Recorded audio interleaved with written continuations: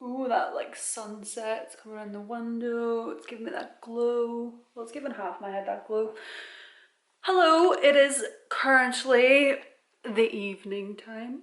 It feels weird to be starting a vlog at this time because I normally start my vlogs in the morning, but I have decided to start Circe by Madeline Miller, and I thought that I would vlog me reading this book because this is a book that a lot of people have raved about, a lot of people have recommended it, so I thought, look at that. So I thought that I would get it. The sun's like going down outside, it's kind of just, oh, it's beautiful.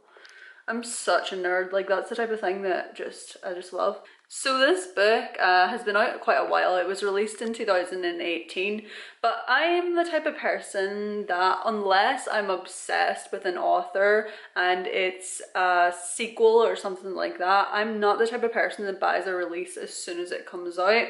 I'm the type of person that will wait and see what other people think first, and then I will get it if I think it's worth the money, if I think that it's going to be a good experience. I made a video of Bookstagram's favourite books of 2019, and this was one that I just kept seeing, so this is part of that haul, and this is how long I've had this book sitting on my shelf waiting to be read.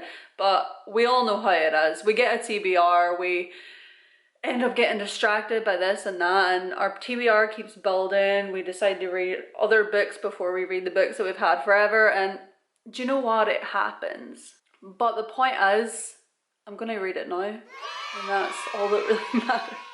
I will read you the blurb.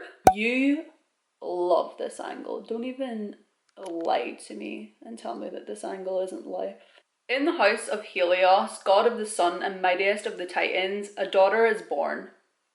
Circe is strange, not powerful and terrible like her father, nor gorgeous and mercenary like her mother. But she has a dark power of her own, witchcraft. I love that.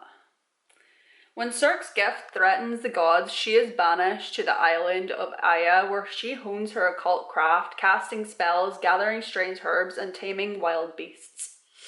Yet a woman who stands alone cannot live in peace for long.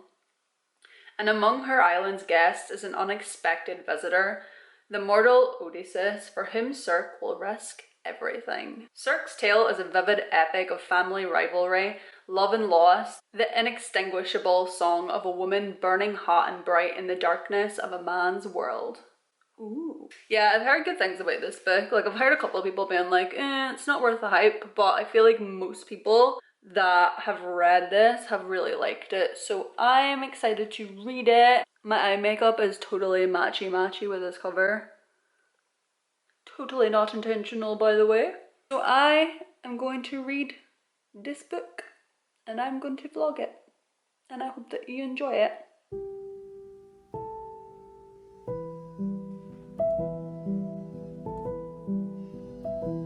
Every time.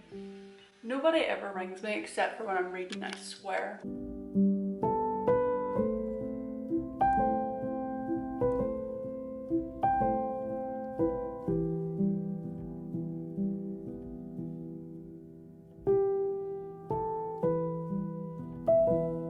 So, I've been reading for a little while and I'm on page 67, so I thought that I would give a wee update with my first impressions of this book. First impressions are that there are a lot of characters introduced at once, which was sort of making me all over the place at the start. Like, it was just so much to take in at once. That was one thing that I didn't like at the start. I felt like there was just too many names, too many characters, like it was just a lot at once, and when books do that I find it really like overwhelming.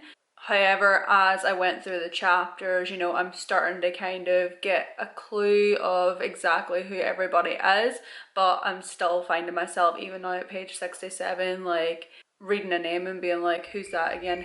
What relation is that? Unless you actually wrote every single one of them down as you went along, it might be hard to keep track of who's who. But as for the main characters, I kind of have the gist of them. As for the writing style, this writing style is really, really nice. It's really easy to read.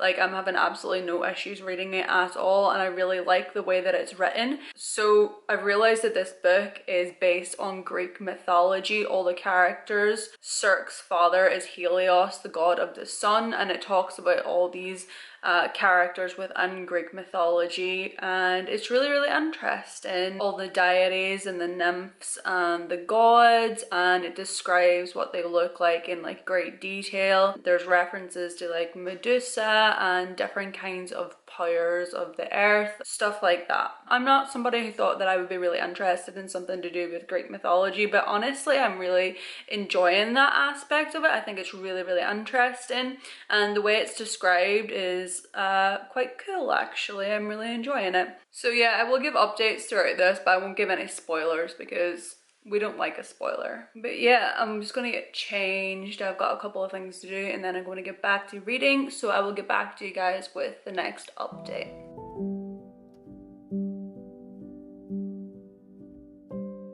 The island Circe is on is spelt A-I-A-I-A. And when I read it, I was like, Aya. But now I'm like, how do you say that? Because it would be Aya, but then there's the extra IA. So is it like Aya, Aya? Because I'm thinking of Gaia, like G-A-I, Gaia? Oh my god, I'm so confused. I'm really confusing myself now with spelling. How do you spell Gaia again? G-A-I-A. Oh, that's Gaia, isn't it? G-A-I-A. But this is G-A-I-A-I-A. Aya-I. Oh my god. I'm just saying Aya. Definitely wrong. But how would you pronounce it? It's really annoying me. I'm just reading it as Aya. So it's now the following morning, and I read a little bit more last night and I read a bit this morning so far, and I'm now at page 103. Like I said before, this book is a really fast read. Like I'm finding myself just flying through it. If I had nothing else to do, I would definitely binge it. Circe's character is really starting to develop now, and I am really loving her, because it's not really a spoiler because it says on the blurb that she is exiled to an island, and in doing that she really finds herself and she finds her own power when she is exiled to that island, and she really starts to come into herself and realize that she doesn't need other people and she is really, really powerful by herself.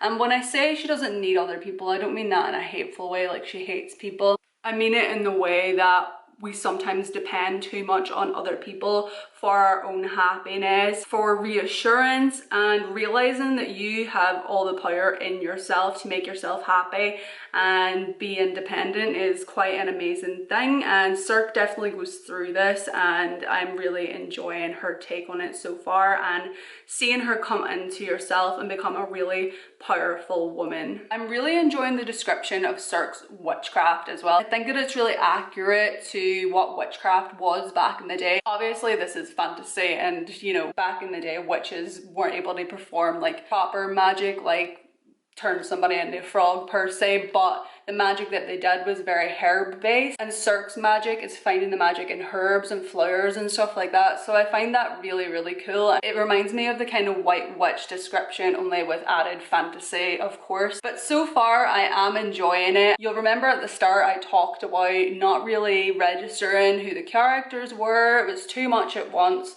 but I feel like now I'm starting to get a better hang of who the characters are, so I just had to kind of power through and it came to me. So I'm going to read some more of this and I will get back to you guys with the next update.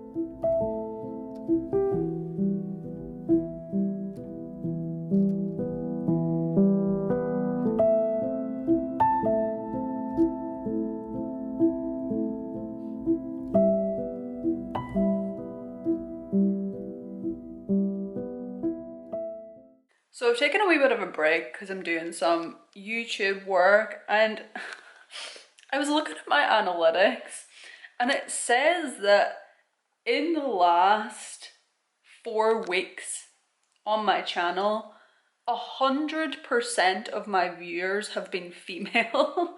And I just find that really like are you serious? Really? Like, I know that majority of the people that watch my channel are female because the people that I interact with are predominantly female. But if you're watching this and you're a male, can you comment? Because I feel like surely not 100%. Like, I know it's mostly females, but 100% of my audience is female. Like, I don't know. I don't know. That seems a bit. Maybe it is, and if it is, that's great. Girl power all the way. But I'm just curious. But yeah, I'm gonna do some work and then I'm gonna get back to Cirque. So I am back in the room, about to get stuck back into this, and I've got the worst coffee in the world. I thought that I would make a dalgona coffee and ended up like putting my own spin on it, put cocoa powder in it, put a dash of soya cream in it, thinking like this is gonna be the new dalgona coffee. Like I am going to be the it girl who like makes the best dalgona coffee, and it turned into a literal cup of shit. I mean, it's not the worst thing I've ever drank, but it's definitely like Starbucks wouldn't serve it. But do you know what? I'm going to drink it because there's almond milk in this, and right now almond milk is hard to attain. So I'm going to savor every last drop. There's a spider on my wall. It's okay, you can live there. It's okay, we're in this together. Maybe it felt sorry for me living alone and was like, do you know what? Pal, I'm just going to stay in here with you. So I used to be really scared of spiders, but now I'm just like, you're just a little spider. You can just stay. Okay, I'm going crazy. I'm gonna read the rest of Cirque. Does anyone else have like a specific spot where they just love reading? Like right here, like in the corner of my sofa is just my sweet spot. Like the window's right there.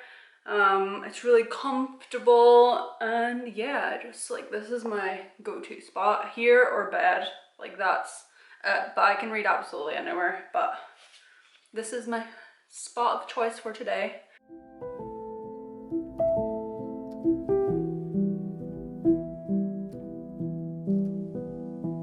So I'm still reading, but I was on Instagram there for a couple of minutes, just like sharing a wee story, because it's annoying me if this is pronounced Cirque or Circe, the same as the island that she's on. Is it Aya or is it something else? But I put on my story, do people pronounce it as Cirque or Circe?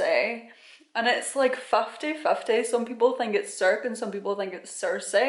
But the reason I say Cirque and have been saying Cirque is because of Cirque du Soleil. Bet you I post this video and people are going to be like, oh my god, it's Circe, stop saying Cirque. What way would you pronounce it? Like, what would the pronunciation be for you? I'm going to call it Cirque for this video because I've been calling it Cirque the whole time, but yeah, that's my reasoning for calling it that, is Cirque du Soleil. That's how that's pronounced. So I'm now at page 171 and still going strong.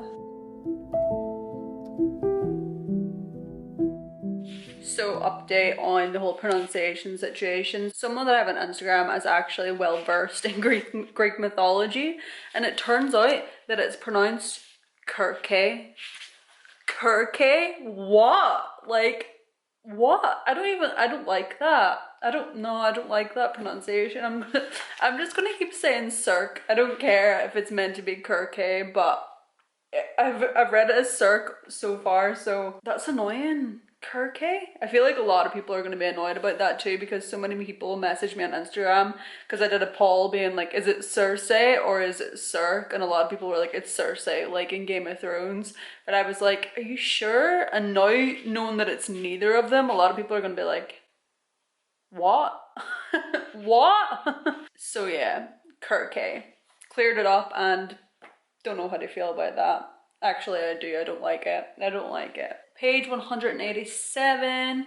I could have read this a lot faster, but obviously I've had things to do today. I know you can't really tell because every time I get back to you, I'm reading, but that's just because I haven't vlogged everything I've done in between. But yeah, I've got nothing left to do this evening, so I'm gonna power through. So it is the following day, and last night I kind of just gave up on this book. I think I was quite tired, to be honest. I've been waking up at 6 every morning recently, just a new routine that I'm in. I've made a habit of waking up around 6 o'clock in the morning because it just helps me get the most out of my day, but it does mean that I'm more tired earlier in the evening. So yeah, I was really starting to lose focus, and honestly I was kind of getting a bit bored. Like, the story slowed down quite a lot, and it was just quite a lot of like, not gonna lie, kind of boring chats between Circe or Kirke and other characters. And yeah, I was kind of bored. But yeah, I've picked it up again today, and I've got another wee bit through it, and I was kind of a wee bit bored and found it hard to get into it again, but I just kind of persisted, and it's starting to pick up a wee bit now again, and I'm on page 209. Cirque's character actually reminds me of Elphaba from Wicked. The way this is written too kind of reminds me of the same sort of style as Wicked, and I haven't read any of the other books. I really need to do that actually, Son of a Witch and stuff like that. I read Wicked, but this just really kind of reminds me of it. I feel like Cirque's character is really similar to Elphaba in a lot of ways. Another thing I wanted to say, there is mention of rape in this book, if that is a very sensitive subject for some people and they like to avoid books that have that kind of content. So far there's only really been one mention of rape, like proper mention of rape. There have been like several sexual references, but only one so far of rape. But I just want to let you know that that is in there if that's something that would really upset you and you like to know about triggers like these. I feel like she reminds me of Elphaba in the sense that she's not necessarily the only one with her abilities, so she's not special in that way, but she's got a very different heart to a lot of people, and for that reason a lot of people take advantage of her, and I think that's why she reminds me of Elphaba so much, because that's very similar sort of thing, but that makes her likable for that reason. We love a good-hearted girl who can also destroy men. No offense, guys. But yeah, I'm gonna make myself some breakfast, get back to this, and then hopefully finish it today and let you guys know my final thoughts.